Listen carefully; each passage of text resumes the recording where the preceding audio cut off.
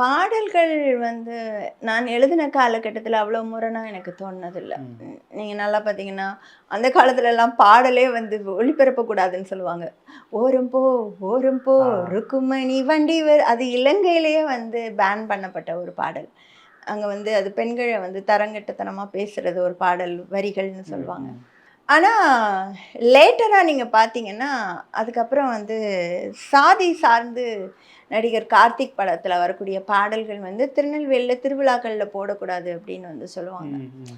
So அந்த மாரியெல்லாம் வந்து பார்க்கும் பொழுது, எனக்கு ஆக்சுவலா அற்புதமா எழுதக்கூடிய பாடலாசிரியர்கள் தான் இருக்கிறாங்க, எனக்கு பொறுத்தவரைக்கும். ஆனா என்னன்னா, ரொம்ப அற்புதமா எழுதுறவங்களுக்கு ரொம்ப அதிகமா வாய்ப்பு கிடைக்க மாட்டேங்குது.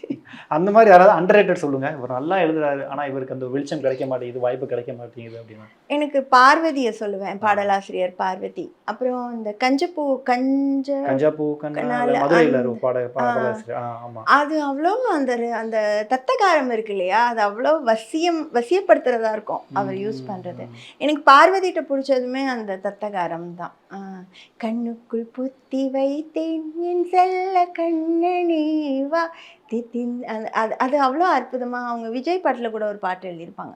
சூப்பர்பா இருக்கும். பட் ஏன் அவங்களுக்கெல்லாம் வாய்ப்பு வாய்ப்பு கிடைக்கல? கிடைக்க மாட்டேங்குது. மேபி ரொம்ப திறமையா இருக்காங்களோ?